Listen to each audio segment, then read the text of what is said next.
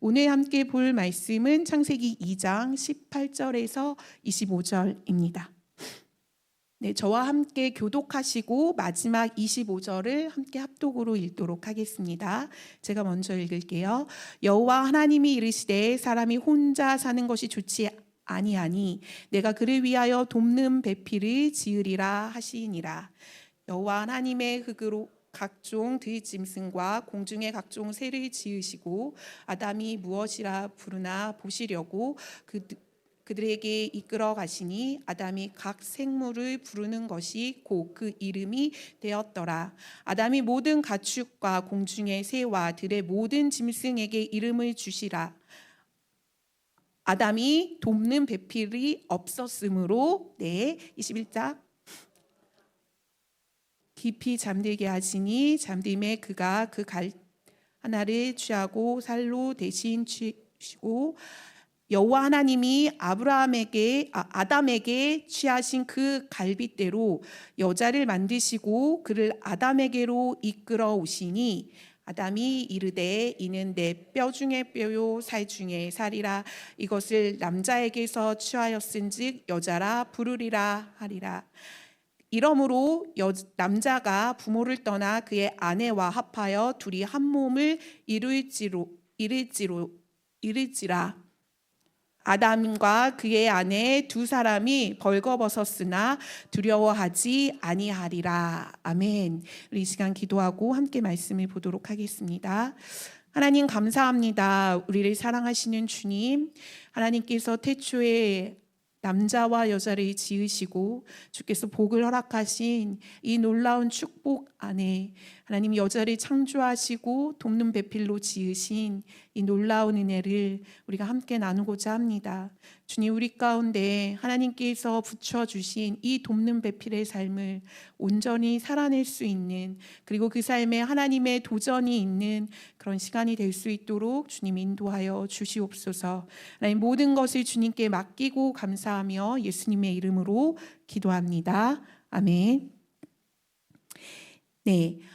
잘 알고 있는 말씀이시죠? 오늘의 말씀은 우리가 잘 알고 있는 하나님께서 처음으로 사람을 만드시고 그 사람들을 통하여 일하신 그 하나님의 목적과 하나님의 일하심을 함께 보는 그러한 본문입니다. 특히나 오늘의 본문은 하와라는 우리가 알고 있는 이 여성이 어떻게 창조되었고 하나님은 이 여성을 향해서 어떠한 일을 행하시기를 원하시는지 우리에게 명확하게 들어 보여주시는 본문이 바로 오늘의 본문입니다.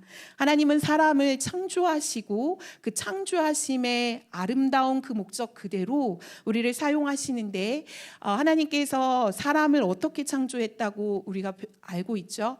진흙으로 하나님이 친히 빚으셔서 창조했다라는 사실을 우리는 알고 있습니다. 지으셨다. 무엇으로요? 진흙으로. 그래서 구약 성경 안에는요, 이 창조의 이 모습의 모형 또한 이 모습의 묘사를 무엇으로 가지고 와서 진행을 하냐면 바로 토기장이의 그 모습을 가지고 하나님이 우리를 창조하신 그 모습을 그대로 구현해냅니다. 그러기에 토기장이가 하나하나 신경을 쓰고 무엇인가 틀리면 다시 접어서 다시 새롭게 만드는 그 심혈을 기울이는 토기장이의 그 손길로 하나님께서 우리와 남자와 여자를 창조하셨다라는 거죠. 그러기에 남자와 여자는 반드시 우리 스스로 또한 우리의 힘으로 살아갈 힘이 있음에도 불구하고 우리를 창조하신 여호와 하나님, 그분의 도움이 없이는 삶을 살아갈 수 없는 존재인 것을 우리는 명확하게 압니다. 그러기에 하나님의 선하심, 그리고 하나님의 인도하심, 그리고 하나님의 도우심을 고백하는 사람, 남자와 여자가 바로 이 땅에 존재하는 모든 인류의 사람들이라는 것이죠.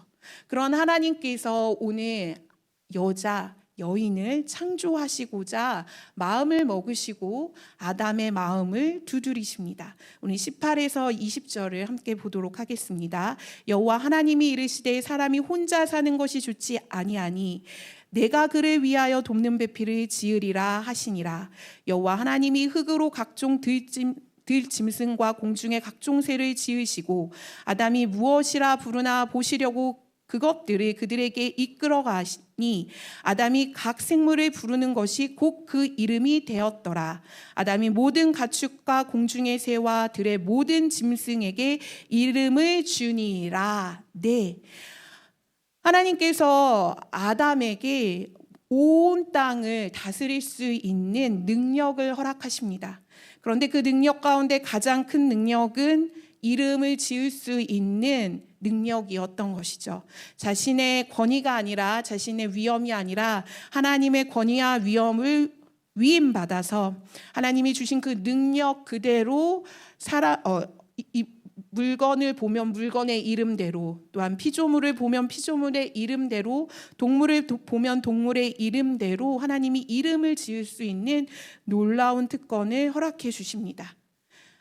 아담은 하나님과 함께 각종 짐승들의 이름들을 지어 나갑니다. 그런데 이렇게 이름을 지어나가는 가운데 하나님이 숨겨놓으신 하나의 기능이 있는데, 그것은 무엇이냐면 아담이 이름을 지어나가는 그 시간들이 많아지면 많아질수록, 이런 이름의 개수가 늘어나면 늘어날수록 그의 마음 안에 함께 교제할 한 사람이 없다는 것을 깨닫게 하기 위한 하나님의 섬세한 기능이 이 안에 들어있다라는 것이에요. 아담은 어마어마한 능력을 가졌습니다. 이름을 짓는다는 건 어떻게 보면 그 생물에게 새로운 삶을 부여하는 일이고, 또한 그 생물이 가지고 있는 모든 것들을 꿰뚫어서 그 삶 안에 있어야 될 가장 정의로운 것, 그리고 가장 만족되는 것들을 부여할 수 있는 이름을 지었기 때문에 아담이 갖고 있는 능력은 어마어마한 능력이었습니다. 그런데 그의 이름이 지어지면 지어질수록, 또한 동물들의 이름을 짓고 또 지을수록 그에게 찾아오는 고독감은 바로 나도 함께 그것을 나누고 교제할, 나와 함께 거할 나의 짝이 필요하다라는 사실을 그가 깨달아야 했다라는 거죠. 하나님은 이미 창세기 1장 26절 27절에 태초에 천지를 창조하실 때부터 아담과 남자와 여자를 창조하시기를 결정하셨어요. 그리고 그들에게 복을 주기로 결정하셨는데, 그 시간의 흐름이 바로 아담이 자신의 짝을 찾을 그때까지 하나님께서 기다리셨다라는 겁니다. 그래서 하나님께서 단지 남자의 외로움을 해결하기 위해서, 그리고 무엇인가 삶의 풍요로움만을 위해서 하나님께서 그에게 고독이나 외로움을 허락하신 것이 아니라 이미 계획해 주신 하나님의 그 짝, 하나님께 함께 거함으로 인하여 하나님의 나라를 이룰 수 있는 그 하나님의 짝, 그 짝을 하나님께서 만들기로 결정하셨다라는 거죠. 그래서 18절에 하나님은요, 그 아담의 고독, 그리고 아담이 스스로 필요를 요청하는 그 필요의 음성에 하나님이 응답하시기 위해서 아담을 재우십니다. 그리고 아담의 갈비뼈를 취해서 여자를 만드시죠. 그렇기 때문에 여자는 남자에게서 취함을 받았다라는 것이 아주 특별하고도 아담과 다른 형태의 모습입니다. 하나님께서 흙으로 사람을 창조하신 것은 맞으나 아담을 위해서 창조하신 이 여성은 바로 남자에게서 취함으로, 남자의 몸의 취함을 통해서, 그 갈비뼈를 통해서 진정한 짝, 적합한 짝, 동물과는 함께 할 수 없는 오묘하고도 신비한 그 짝을 하나님께서 아담에게 허락하셨다라는 거죠. 그렇기 때문에 아담은 자신이 교제하고 나누어야 될 대상이 동물이 아니라, 이 피조 세계가 아니라 정말로 나와 함께하는 그 모습을 그대로 지니고 있는, 하나님의 형상을 지니고 있는 그 여성과 교제해야 함이 마땅하게 되는 것이죠. 그 특별한 교제 안에 남자와 여자는 뛰어놀 수 없는 놀라운 그 연합의 관계를 하나님은 여자를 창조하심으로 인하여 남자에게 그 놀라운 복들을 부여해 주십니다.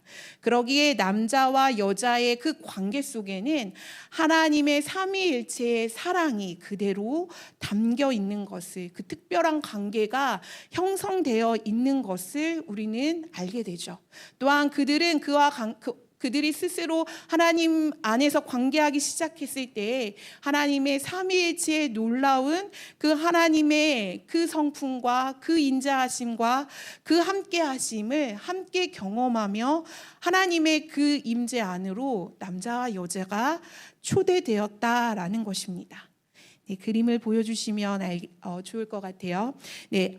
이 이야기를 아우구스티누스라는 우리가 잘 알고 있는 초기 교부의 한 신학자 어거스틴은요, 이렇게 표현합니다. 우리가 사랑을 본다면 삼위일체를 보는 것이다 라고 이야기를 해요. 이 이야기는 관계의 개념이 없이는 삼위일체를 설명할 수 없다라는 것이죠. 그렇기 때문에 어거스틴은요, 하나님의 삼위일체를 저렇게 옆에 보이시죠? 함께 연합하며 함께 사랑으로 도모하는 이 관계로 이야기를 풀어갑니다. 그래서 삼위일체를 정의하긴 쉽지 않지만 삼위일체가 이와 같다라는 이야기를 하는데, 그것은 사랑과 사랑하는 이와 사랑받는 이가 함께 연합함으로 이 세 존재가 하나인 것처럼 그 사랑 안에 똘똘 뭉쳐있는 모습을 보여주게 된다라는 것이죠. 그래서 사랑하는 이는 성부로, 사랑받는 이는 성자로, 사랑은 성령으로 이렇게 삼위일체 하나님을 설명해내고 있습니다. 이 하나님의 연합의 사랑을 하나님은 오늘 여자를 창조하시고 남자와 여자가 이 삼위일체의 하나님의 이 사랑의 이해함에 안에 들어와 그 존재 안에 거할 수 있도록 하나님께서 초대하신다라는 거죠. 그렇기 때문에 이 여자의 존재는요, 한 자신의 삶에 무엇인가를 이루기 위해서 태어난 존재가 아니라 하나님과 함께 연합함으로 이 공동체를 형성해 나가며 그 안에서 하나님의 나라를 기뻐하는 존재로 하나님께서 여자를 창조하셨다라는 거죠. 이 삼위일체의 하나님을 잘 보여주는 그림이 하나 있어서 가지고 왔습니다. 이것은 앙리 마티스가 그린 춤이라는 그림인데요. 눈에 확 들어오시죠? 이 원색적인 색깔 속에서 그가 표현하고 싶은 것은 삶의 희락입니다. 그래서 춤이라는 이 원형을 통해서요, 삶의 환희와 기쁨을 표현해내고 있습니다. 그런데 삼위일체 하나님과 남자와 여자가 함께 동고동락하는 모습이 그대로 보여지지 않습니까? 그가 어떠한 마음으로 그림을 그렸든지 간에 이 삶의 환희를 이 원형으로 표현해냈던 것은 바로 아마도 삼위일체 하나님과 남자와 여자, 이 인류가 하나님 안에서 한 공동체로 연합하며 돌보며 섬기는 이 관계 안에서의 이 놀라운 사랑의 교제, 이것들을 아마 그도 갈망했기에 그가 알고 있을지 알 수 없을지 모르겠지만 이와 같은 그림을 그려냅니다. 그래서 이와 같은 그림들 속에서 저는 하나님의 이 연합하심을 함께 볼 수 있게 되죠. 그렇기 때문에 하나님은 이 여성이라는 존재를 만드시면서 단지 그냥 자신의 삶에 하나님이 무엇인가의 목적함에 의해 쓰이기 위해 여성을 만든 것이 아니라, 그리고 어떠한 존재보다 열등한 존재로 만드신 것이 아니라 진정한 하나님의 교제를 시작하는 출발점으로, 또한 남자와 함께 거하는 여성으로서 또한 여자로서 하나님의 삼위일체를 함께 구현해 나가는, 그래서 영적 호흡을 할 수 있는, 그래서 그 호흡 가운데 돕고 또한 연합하는 사랑의 관계, 그 사랑의 존재로 여자를 만드셨다라는 거죠. 그러니까 아담에게는요, 하나님의 존재가 있다는 것을 깨닫게 하는 존재로 하와를 만드셨다는 것을 우리는 알 수 있습니다. 하나님께서 이렇게 놀랍게 하와를 만드시고 오늘 창세기 2장 20절 하반절과 23절에 이와 같이 그 여성에 대해서 말씀하십니다. 제가 읽도록 할게요. 아담이 돕는 배필이 없으므로 여호와 하나님이 아담을 깊이 잠들게 하시니 잠듦에 그가 갈빗대 하나를 취하고 살로 대신 채우시고 여호와 하나님이 아담에게 취하신 그 갈빗대로 여자를 만드시고 그를 아담에게로 이끌어 오시니 아담이 이르되 이는 내 뼈 중에 뼈요 살 중에 살이라 이것을 남자에게 취하였은즉 여자라 부르리라 하니라. 아멘. 네, 그래서 하나님께서 이 여성을 허락하신 것은 돕는 배필의 삶으로 살아가도록 허락하셨다라는 거죠. 또한 이 돕는 배필의 삶은 서로가 마주보는 관계로 건설적인 삶을 살도록 이 여성을 만드셨다라는 겁니다. 이 시간에 우리가 돕는 배필이 도대체 무슨 의미가 있는지 함께 히브리어 어원을 통해서 보도록 할 건데요. 네, 가끔 제가 설교할 때 등장하는 이 히브리어의 어원은 이렇게 담아두지 않으셔도 됩니다. 의미만 정확하게 이해하시면 좋은데요. 이 돕는 배필 이것은 어떻게 히브리어에서 이야기하냐면 에제르 케네그도라고 이야기합니다. 에제르 아시죠? 에제르 돕다라는 의미고 케네그도라는 것은 배필이라는 뜻입니다. 어렵지 않아요. 그런데 이 돕다라는 이 의미는요, 단지 돕다라는 의미뿐만이 아니라 호의하다, 더하다라는 뜻으로요, 적들로부터 서로 목숨을 걸고 지켜내다라는 의미가 있습니다. 단지 물리적인 상황의 적들을 물리치는 것뿐만이 아니라 영적인 상황에서 사단으로부터 자신의 목숨을 걸고 지켜내는 그 도움까지 포함되어 있는 돕는 자의 모습 그리고 돕는 자의 역할이 있다라는 거죠. 그러면 케네그도는 도대체 무슨 의미일까요? 케는 전치사입니다. 뭐뭐뭐와 같다. 영어로는 like라고 되어 있죠. 이 like의 뜻은요, 무엇과 닮다, 똑같다라는 뜻입니다. 그러니 돕는데 무엇과 똑같다라고 합니다. 무엇과 똑같냐면 네그도 이것은 마주봄이라는 뜻이거든요. 마주하다, 바라보다라는 이 동사의 어원 속에서 나왔어요. 그러니 어떤 의미인 거죠? 돕는데 똑같이 돕는데 마주보면서 돕는 자 이것이 바로 돕는 배필이라는 뜻이죠. 그렇기 때문에 서로가 동등된 인격으로 마주보며 호의하고 지키는 사람 이것이 돕는 자 그리고 돕는 배필이 해야 할 역할이라는 것입니다. 이미 하나님께서 삼위일체 하나님과 함께 남자와 여자가 한 마음과 한 몸으로 교제하고 관계하면서 그들은 풍성한 복을 누립니다.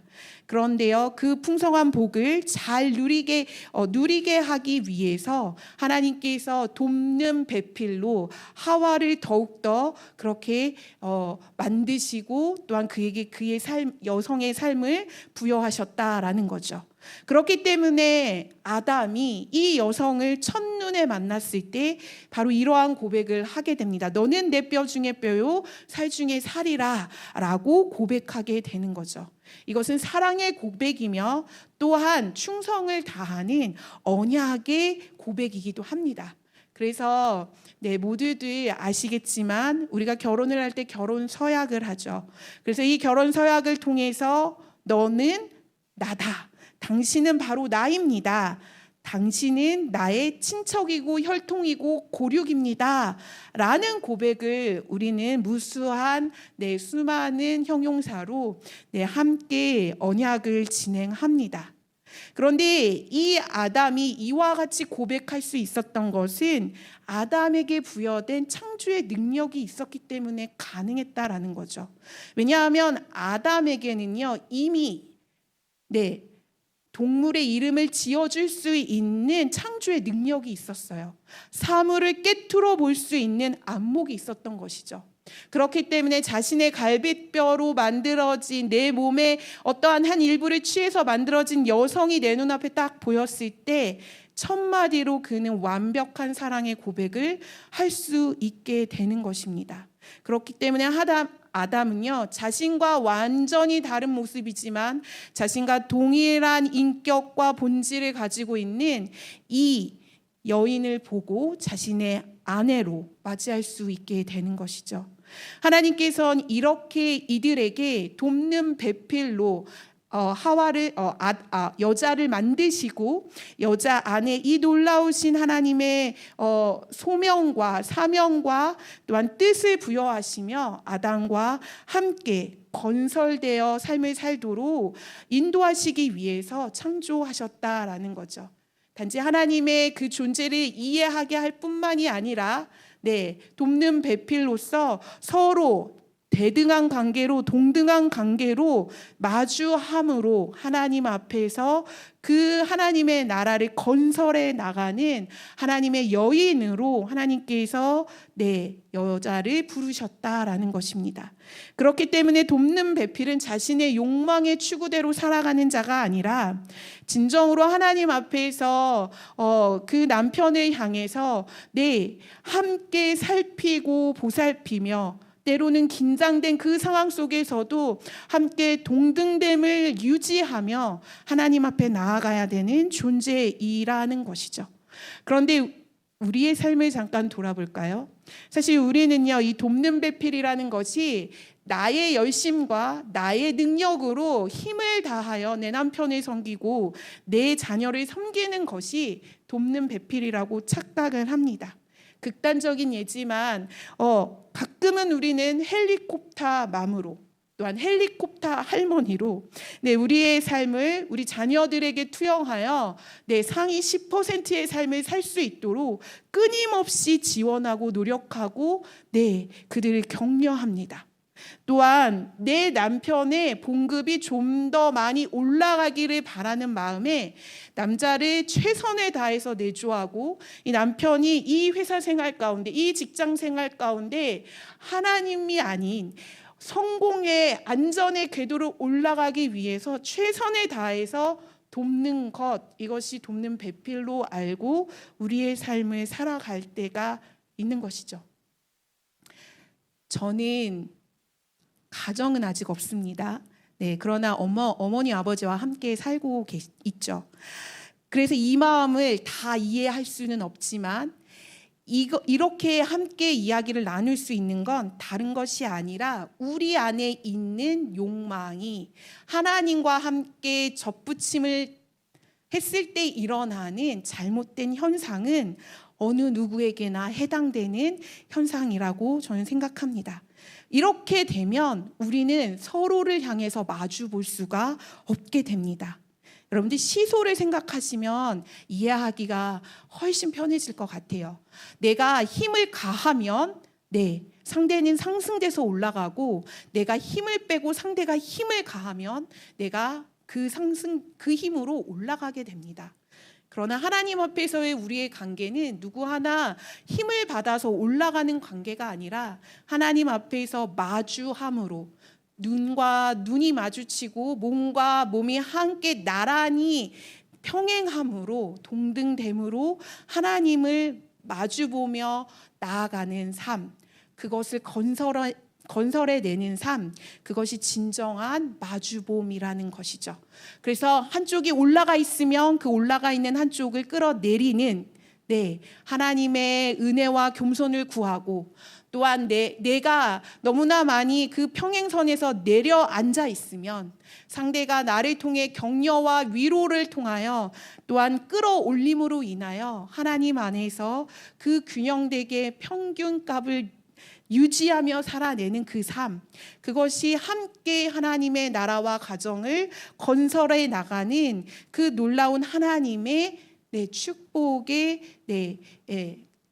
축복의 현장이라는 것이죠. 그렇게 우리를 창조해 내신 하나님께서는요, 우리의 삶의 모든 정황들과 현장들을 아십니다. 그림을 한번 다시 보여주시겠어요? 이 그림 속에서요, 여러분들 잘 보면 가운데 중앙 앞에 있는 그림에는요, 함께 원형을 그리면서 잘 진행해 나가고 있는 것처럼 보이지만 사실 그 가운데 가장 밑에 있는 사람은 다리에 힘을 받지 못하고 누워 있는 채로, 한 손은 또한 끊어져 있는 채로 그 삶의 원형 안에 들어와 춤을 추고 있는 것을 보게 됩니다. 맞습니다. 우리가 함께 하나님 안에서 하나님이 주신 그 부르심을 따라 살아가다 보면 저렇게 처져 있고 또한 함께 일어나지 못하고 걸어가지 못하는 우리의 형제, 우리의 자매, 우리의 자녀, 우리의 남편을 보게 되는 것이죠. 그럴 때 우리는 그들과 함께 더 그들이 힘을 다해 두 발을 쓰기 위해 나의 힘으로 그들을 끌어올리는 것이 아니라 그 원형의 춤 속에서 같이 이끄는 하나님의 힘으로 그들을 그의 연약함에서 건져내는, 그래서 함께 건설하는 그 삶, 그래서 하나님의 나라의 승리를 돕는 자로 살아가도록 우리를 부르셨다라는 거죠. 그 부르심 안에 우리가 서 있는 것을 우리는 기억해야 하며, 이것이 하나님이 여성을 만든 진정한 정체성인 것을 우리는 기억해내야 합니다. 네, 그런 하나님께서 오늘 무엇이라고 이 둘의 관계를 이야기하시냐면 24절과 25절에 이야기합니다. 이러므로 남자가 부모를 떠나 그의 아내와 합하여 둘이 한 몸을 이룰지로다. 아담과 그의 아내 두 사람이 벌거벗었으나 부끄러워하지 아니하리라. 네, 하나님께서는 그래서 이 둘이 한 몸이 되도록 만드셨습니다. 하나님은 하나를 이루는 삶을 그들에게 허락하셨고, 그러나 그들의 삶이 그렇게 한 몸이 되기 위해서는 여자에게 허락된 그 달콤한 열매 가운데 쓴 삶이 기다리고 있었고, 그리고 하와는 모든 산자의 어머니가 돼야 하는 그 고통을 감내해야 했습니다. 이렇듯 하나가 되는 것은 그냥 말로써 되는 것이 아님을 우리는 알게 되죠. 빠르게 우리가 창세기 3장과 4장을 보면은요, 하와의 삶의 형태들을 우리가 함께 마주할 수 있게 됩니다. 하나님께서 건설적인 삶을 하나님 안에서 연합함으로 돕는 자로 하나님을 깨우치게 하고 하나님의 존재를 알게 하며 서로가 함께 건설해 나가는 어마어마한 동역자로 여성을 세우셨는데, 이 여성이 3장에서요, 이 여성이 스스로 무너지는 장면을 우리는 만나게 되는 것이죠. 뼈 중에 뼈요 살 중에 살이라고 고백했던 이 여성이 바로 선악을 알게 하는 나무, 하나님이 명령하신 그 명령을 어김으로 인하여 이제는 더 이상 하나님과 절대적으로 관계할 수 없는 분리의 관계로 이 여성이 자신의 삶을 살아가는 모습을 우리는 보게 됩니다. 분명히 하나님께서 건설하는 자로 부르셨음에도 불구하고 이 여인은 죄를 건설하는 시초의 여인으로 등장하게 되는 것이죠.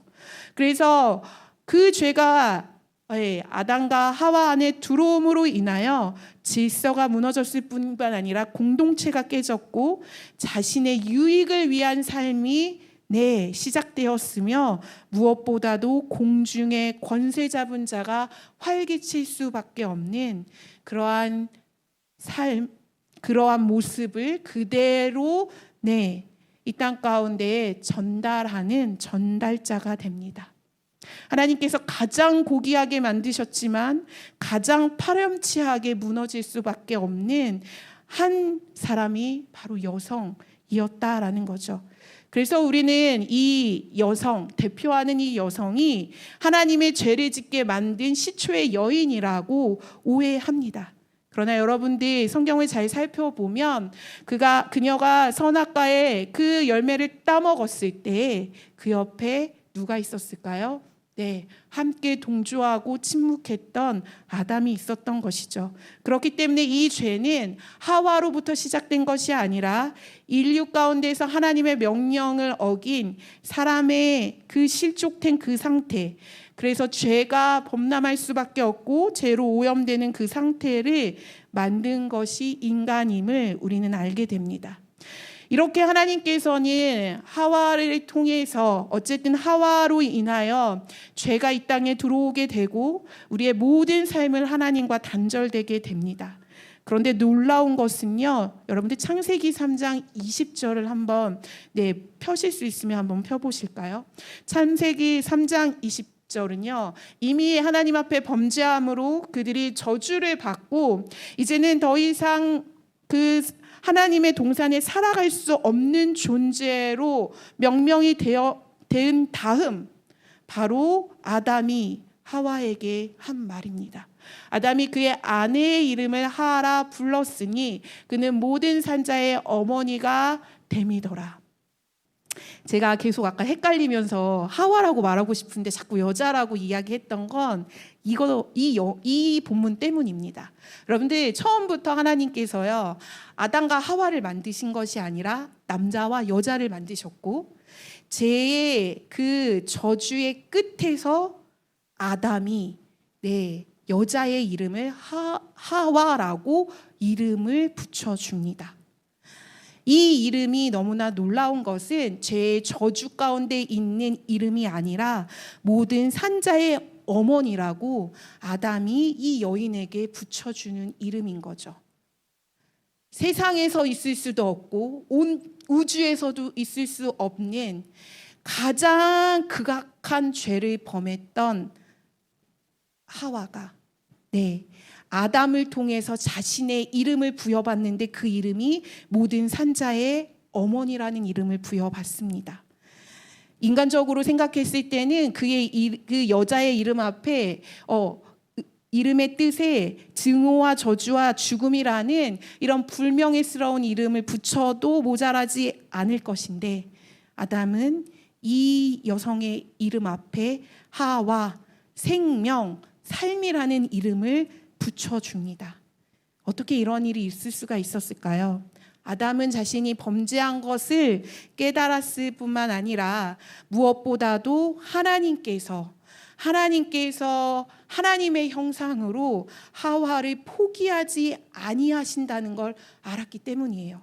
그 근거를 어디서 찾을 수 있냐면 창세기 3장 15절입니다. 하나님께서 죄를 짓고 뱀과 아담과 그리고 여자를 불러서 그들에게 저주를 주실 때에 뱀과 여자의 관계를 설명하십니다. 어떤 관계인가요? 바로 여자의 후손에서 바로 여자의 후손이 뱀의 머리를 상하게 한다라고 말씀하신다라는 것이죠. 이것은 여성의 후손에서 하나님께서 생명을 허락하시고 그 생명의 회복을 이 여성의 후손을 통해서 이루실 것이라는 이 하나님의 말씀을 아담은 정확하게 꿰뚫어 보았던 것입니다. 그렇기 때문에 아담은 하와를 저주하는 것이 아니라 하와 안에 여전히 하나님의 형상으로 지음받은 나와 함께하는 이 존재가 이제는 하나님과 단절되어 있는 죄로 인하여 하나님과 관계할 수 없는 존재이지만 그럼에도 불구하고 여전히 하나님께서 포기하지 아니하시고 주님의 목적 그대로 건설하고 세우는 자로 생명을 낳는 자로 하나님이 이 여성의 자손을 통해서 일하실 것을 보고 이 여성에게 생명이라고 이름을 붙였다라는 것이죠. 얼마나 감사한 일입니까?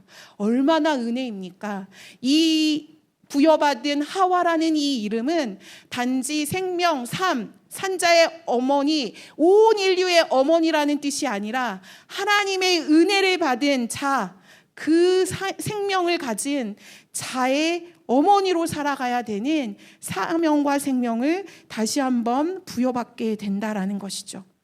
하나님께서 이렇게 아담과 하와의 죄 속에서도 여전히 끊임없이 하나님의 은혜와 긍휼을 흘려보내시는 그 하나님은요, 이 땅에서 이들을 통하여 하나님의 나라를 충성스럽게 이루어 가기를 소망하고 또한 이들을 통해서 계속적으로 그 소망을 이루시기 위해서 그들을 파송하시고 그들과 함께 하십니다. 그들이 에덴 동산을 떠났을지라도 그들은 여전히 가죽옷을 입음으로 인하여 다시 에덴으로 돌아올 수 있는 그 길을 열어주신 하나님, 그 하나님의 놀라운 사랑과 은혜가 아담과 하와의 삶 안에 그대로 스며들고 있었다라는 것이죠. 그런데 더 놀랍고 안타깝고 좌절스러운 것은 4장의 말씀입니다. 그래서 그 놀라운 하나님의 은혜와 사랑은 무엇으로 열매를 맺냐면 자녀들로 열매를 맺습니다. 4장 1절에요. 가인을 낳고 여인이 고백한, 하와가 고백한 말은 1절에 이렇습니다. 1, 2절에 내가 여호와로 말미암아 등남하였다.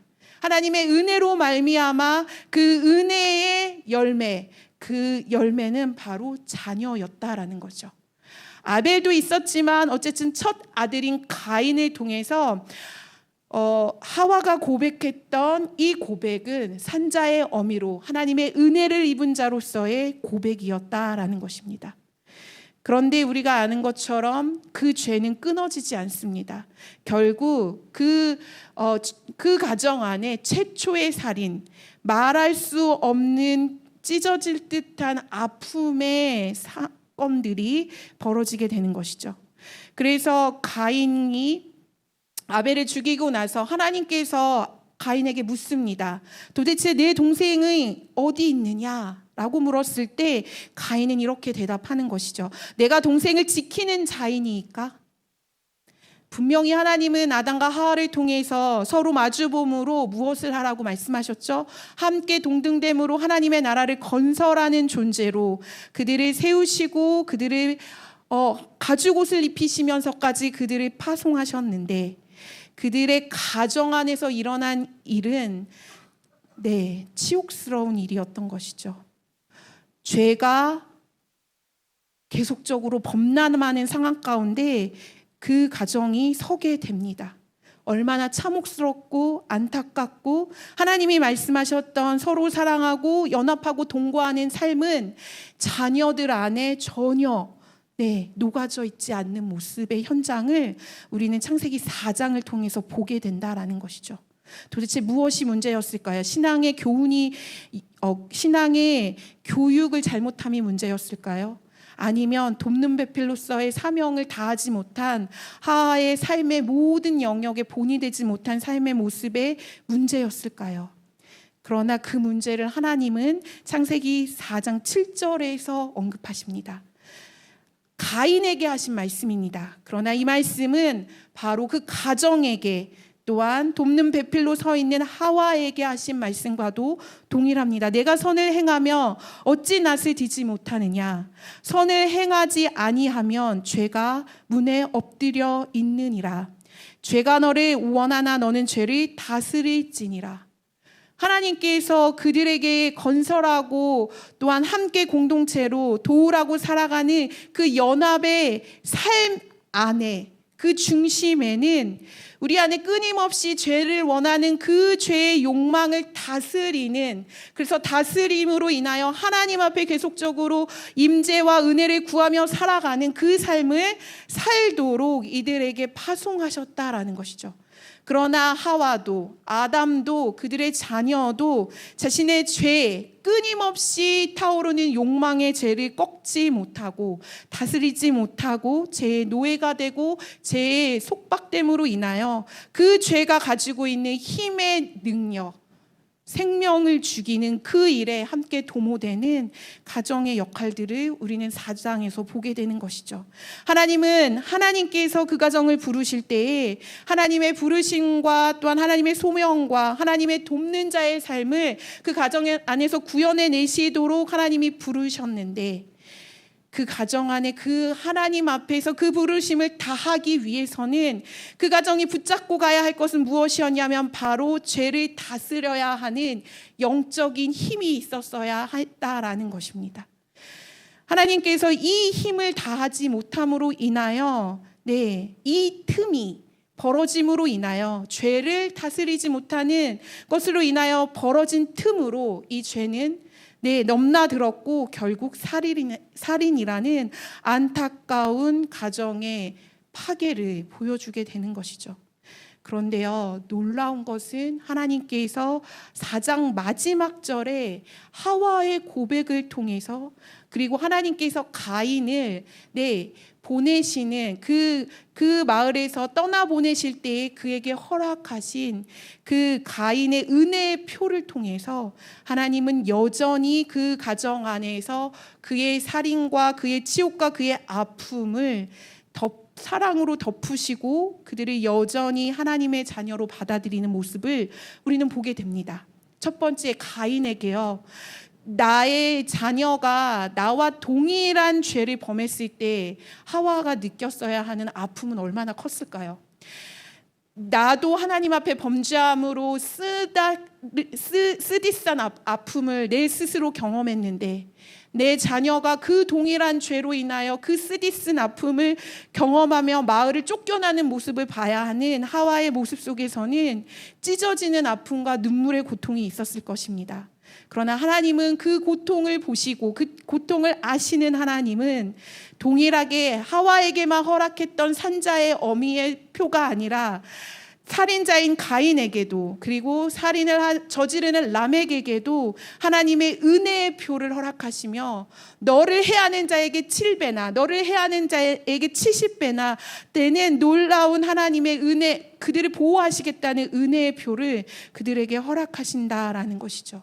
여전히 포기하지 않으시고 일하시는 하나님의 모습을 보게 됩니다. 또한 하나님께서 하와가 이 두 자녀를 떠나보내고 이제 어떠한 것도 소망이 없을 그때 하나님께서 하와에게 셋째 아들 셈을 허락하십니다.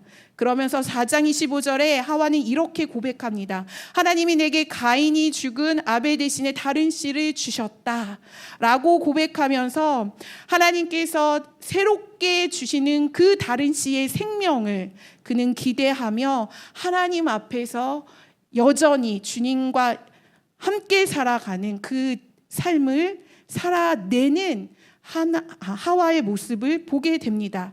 여전히 가정은 실패되었고 자신의 삶은 죄로 점철되어 있을 수밖에 없지만 여전히 일하시는 하나님, 나에게 부여해 주신 하나님의 사명, 나에게 부여해 주신 하나님의 은혜, 하나님께서 내 자녀에게까지도 허락하시는 그 사랑의 하나님, 그 하나님을 믿음으로 붙잡고 신앙의 어머니로, 생명의 어머니로, 산자의 어머니로 하나님의 언약의 계보 안에 들어가는 여인으로 그의 생을 마친다라는 것이죠. 하나님은 그 여인에게 한량없는 은혜로 그를 남자의 그 몸에 그 갈비뼈로 그를 창조해 내십니다. 한량없는 은혜로 돕는 배필의 부르심을 허락하셨고 한량없는 은혜로 함께 건설해 나아가는 놀라운 하나님의 은혜를 허락하셨죠.